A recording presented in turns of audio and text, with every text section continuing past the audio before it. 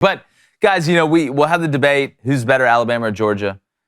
Alabama starts season number 1, Georgia overtakes them. Both teams are still undefeated. Alabama overtakes Georgia. I think the real question is, before we even get into which team is actually better, and these teams will continue to improve or regress by the time that game gets played because they don't play in the regular season.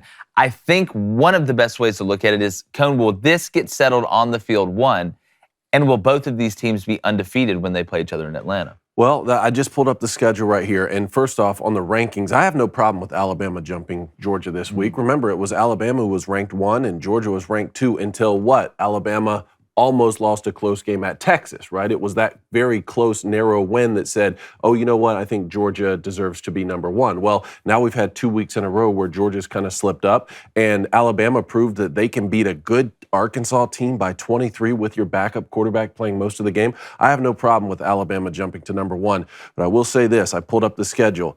Texas A&M this week, at Tennessee, Mississippi State, at LSU, at Ole Miss. That 5-game stretch right now with Bryce Young's health in question, you're not winning all those football games if Bryce Young doesn't play. I don't think they are. No, I'm with you. Milroe stepped in and did his job, but I don't know if they're winning all those games right there if Bryce Young doesn't play. Meanwhile, Georgia on the other side has Auburn next, then Vanderbilt. Now, there are some common opponents. Both will play Tennessee. Kentucky. You go to Kentucky.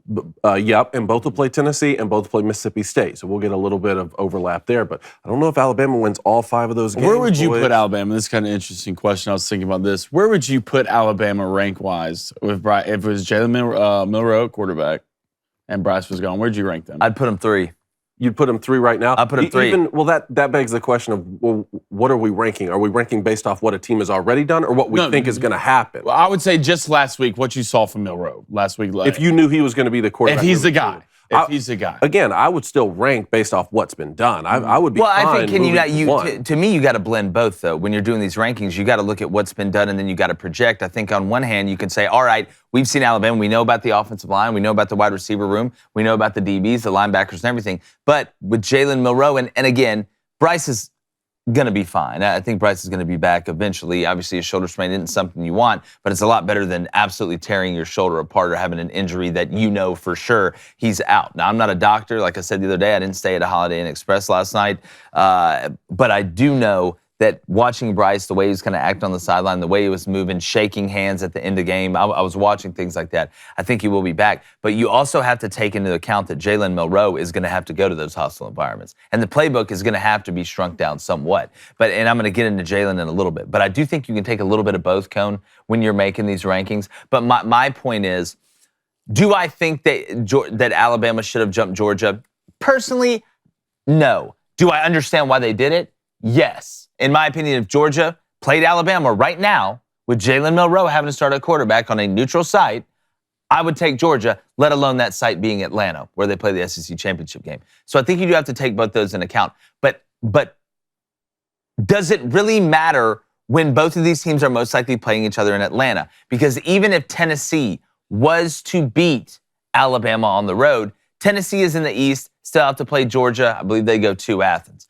Alabama, on the other hand, who is the second best team in the SEC West right now? You would have to say Ole Miss, but you can look because they're undefeated. But I can make a case for Mississippi State. I can make a big case for Mississippi State because they really handed LSU that game. So I think when we look at the rankings, my biggest point is we can argue the semantics. We can argue the nuance of Alabama and Georgia and pick it apart.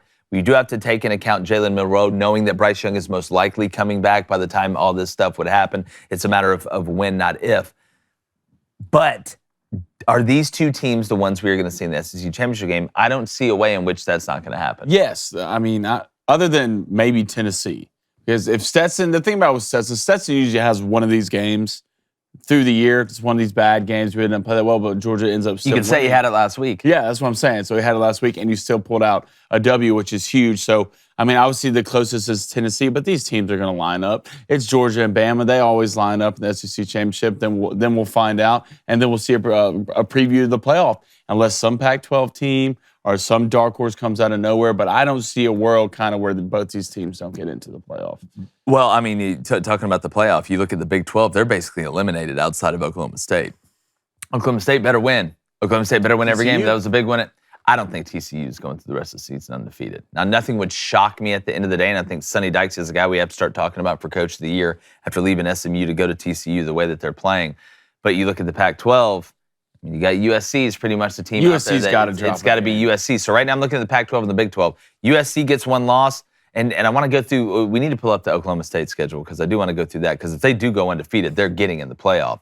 But again, I am just looking at it, and the Tennessee game is very, very interesting, not only because of how good Tennessee is, but the quarterback situation in Alabama. Well, now I'm thinking about it now since you brought that up, and Alabama is in the West, so I guess you could have a situation where if Tennessee beats Alabama, that could be Alabama's only loss, but Alabama still runs the table in the West. And then if Georgia beats Tennessee in the East, that's exactly right. Is the tiebreaker. You could have 3 one-loss teams with Tennessee sitting out the conference championship. I think the possibility of that is very high. I think the question then becomes, well, it works itself out because obviously Alabama would have a loss, but then if they play in the SEC championship game and they beat Georgia, now you have 2 one-loss SEC teams because if Alabama loses the game against Georgia and has 2 losses, they're not getting in. Then potentially you got to look in the periphery and say, all right, could Oklahoma State afford to lose a game and get in? Could USC afford to lose a game and get in? Or will the Pac-12 champion get in? Because I think Clemson's going undefeated.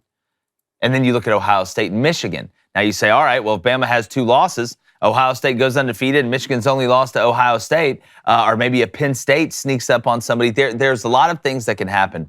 But the timing of this Bryce Young injury with what Alabama has left, with the game at LSU, with the game at Ole Miss, with the game at Tennessee, it's going to get very, very interesting down the stretch here. So I find the discussion and why I wanted to open with that today of, all right, well, is Alabama better than Georgia? Should Georgia have jumped Alabama? You can have an opinion on it. To me, my thing is, look, both teams won.